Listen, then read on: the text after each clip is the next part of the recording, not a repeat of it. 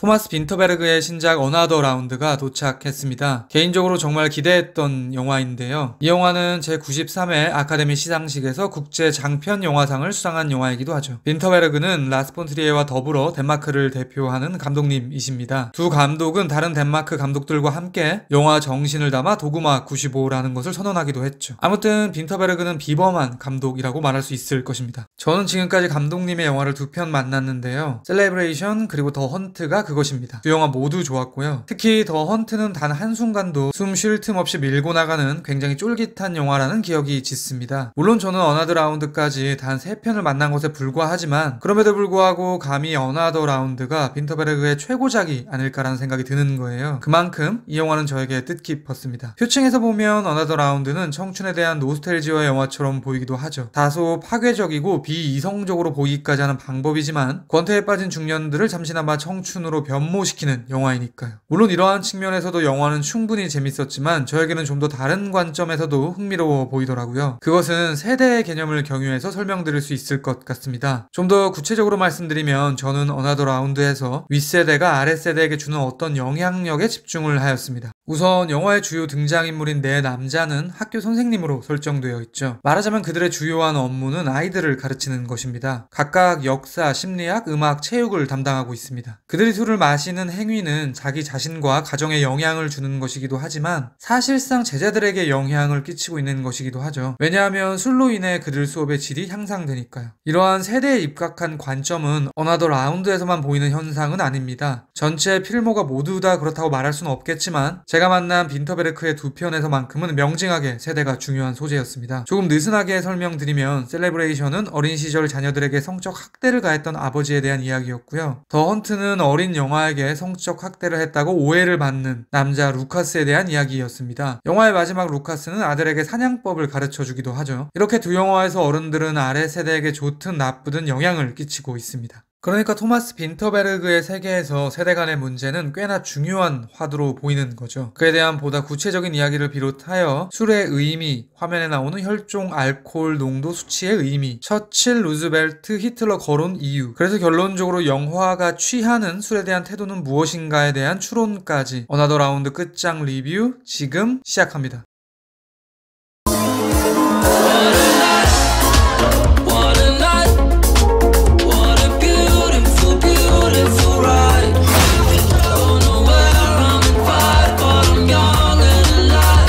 언급드렸듯 어나더 라운드에서 4명의 친구들은 술을 섭취하기 시작하는데요. 그로 인해 점점 더 수업의 질은 향상됩니다. 그리고 그것은 제자들의 우수한 성과로 이어지게 되죠. 이는 상당히 역설적입니다. 왜냐하면 이들은 점점 알코올 중독자가 되어가면서 개인, 가정, 사회에 피해를 끼치고 있는데 그런 사람들이 아랫세대가 더욱 좋은 아웃풋을 낼 수 있도록 이바지를 하고 있으니까요. 심지어 영화는 이런 아이러니를 역사적 차원으로까지 확대시킵니다. 수업 중 마르틴은 학생들에게 루즈벨트와 처칠에 대해 그들의 성격이 괴팍했으며 줄담배를 많이 피워댔다는 등등의 이야기를 하는데요. 아마도 이것은 후대의 역사에 거대한 영향을 끼쳤던 유명인들이 사실은 얼마나 불완전한 상태였는지를 설명하려는 목적의 발언일 것입니다. 실제로 이 발언 직후 마르틴은 학생들의 시험을 응원하죠. 또한 영화에서는 꽤 긴 시간을 공식 석상에서 국가 원수들이 취한 것처럼 보이는 아카이브 영상에 할애를 하고 있는데요. 저에게는 이 또한 명사들의 역설이라는 측면에서 유사한 맥락으로 보이더라고요. 그러니까 저에게 어나더 라운드는 아랫세대 혹은 역사에 긍정적으로 평가되는 영향을 끼치는 이들의 모순적인 상태 그 자체를 조명하는 영화로 보이는 거죠. 영화에서 인물들의 취한 상태는 일종의 비유라고 말할 수도 있을 것입니다. 말하자면 어나더 라운드는 우리에게 대단한 영향을 끼친 많은 역사적 인물들은 비유적 의미에서 만취 상태의 내 남자와 동일한 상태는 아닐까라는 발칙한 화두를 던지고 있는 것이죠.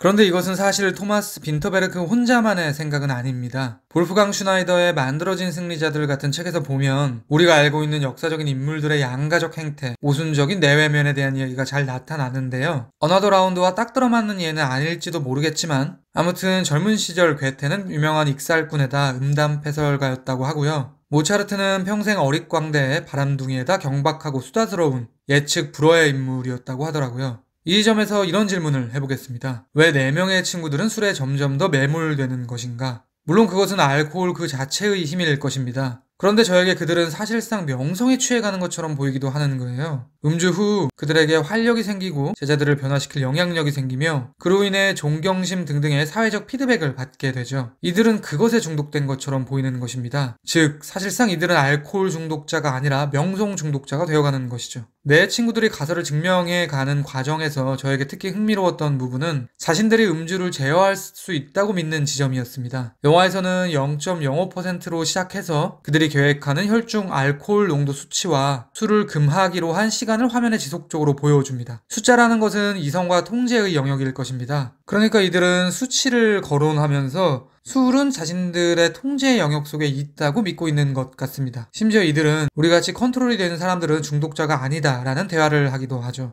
게다가 니콜라이는 시험을 시작하기로 결심하자마자 즉각 논문을 작성하면서 음주에 대해 상당히 이성적인 명분을 부여하는데요. 제가 보기에 사실상 수치와 논문은 술을 마시기 위한 지식인들의 미약한 강의처럼 보이는 거예요. 그들이 결국 필름이 끊길 때까지 가보기로 하는 결정과 행동이 그것을 증거하고 있죠. 말하자면 이들은 음주 자체를 하고 싶어서 마시는 것일 뿐인데 거기에 어떤 이성적이고 지적인 이유가 있는 것처럼 자위하고 있는 것이죠. 그래야 자신들에게 타당성이 생길 테니까요. 이 지점에서 다시 앞서 언급드린 역사적 맥락을 끌어오겠습니다. 저는 이런 생각이 들더라고요. 어쩌면 처칠, 루즈벨트 등등의 명사들도 사실 명성에 취했던 것은 아니었을까? 그 명성을 계속 영위하기 위해 세상을 위한다 혹은 국민을 위한다 등등의 그르스름한 이유를 붙여 자기 자신을 속인 것은 아니었을까라고 말이죠. 어나더 라운드에서 취한 자들이 다음 세대에게 영향을 끼치는 모멘텀은 회곡선을 그린 채 영원히 지속되는 것처럼 묘사되고 있습니다. 일단 영화 자체가 막힌 개의 구조로 되어 있죠. 시작과 끝은 동일하게 졸업생들의 만취 현장을 그리고 있으니까요. 술로 시작해서 술로 종결되는 영화인 것이죠. 이렇게도 말할 수 있을 것입니다. 윗세대의 음주가 아랫세대에게 좋은 영향을 끼쳐서 아랫세대가 무사히 학업을 마치고 그들은 술을 마실 수 있게 되었다. 즉 윗세대의 취함은 아랫세대에게 전가되었다. 영화에서는 이에 대한 더욱 직접적인 묘사가 나오기도 합니다. 페테르는 제자가 면접에서 자신감을 갖게 하기 위해 술을 지어주죠. 톰미는 자신의 축구팀에서 그에게 고무되었던 유년의 선수에게 술이 담긴 물통을 주지 못하는 난감한 상황에 봉착하기도 합니다. 그러니까 어나더 라운드는 술 혹은 취한 상태, 명성 중독의 계승에 대한 영화인 것입니다. 제 생각에 이러한 계승은 영원할 것 같습니다. 왜냐하면 학업을 무사히 마친 이들 중에 몇몇은 내 남자처럼 취한 상태에 중독된 윗세대가 될 것이고 그들은 다시 자신들의 아랫세대에게 지대한 영향을 끼칠 테니까요.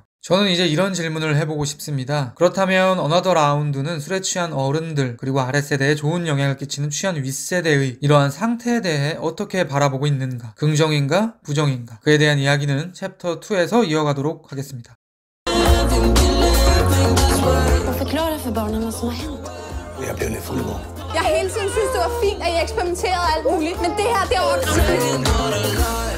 Jeg går ikke ud fra, at der er nogen her, der har et problem, jeg skal vide noget om. 언뜻 보면 어나더 라운드는 취한 상태와 그것의 계승 그 자체에 대한 영화이기 때문에 이 알고리즘에 대해 가치 판단을 하지 않고 있는 것처럼 보이기도 합니다. 말하자면 나름 균형을 잡으며 술에 대한 부정적, 긍정적 영향을 모두 다루고 있는 것처럼 보이는 거죠. 그럼에도 불구하고 굳이 고르라면 저는 영화가 술을 긍정하고 있다고 생각합니다. 우선 영화의 초반에 이런 문장이 나옵니다. 젊음은 행복한 꿈이다. 사랑은 그 꿈의 내용이다. 그러니까 어나더 라운드는 시작부터 젊음을 예찬하고 있는 것이죠. 이 문장에 의거해서 생각해보면 영화에서 술은 노년의 남성들을 잠시나마 젊어지게 하고 있으니 그들에게 행복한 꿈을 꾸게 만들어주고 있다고 말할 수도 있을 것입니다. 무엇보다 이 영화의 음주 장면은 술을 미화하고 있죠. 왜냐하면 개인적인 감흥일지는 모르겠지만 보는 이로 하여금 술을 마시고 싶게 하니까요. 게다가 마르틴은 루즈벨트, 처칠을 거론할 때 히틀러 또한 언급하는데요. 그는 히틀러에 대한 여러 관점 중 청교도적 측면을 거론합니다. 술과 담배를 자제하는 사람이다 라는 뉘앙스에서 말이죠. 반대로 처칠이 말했다면서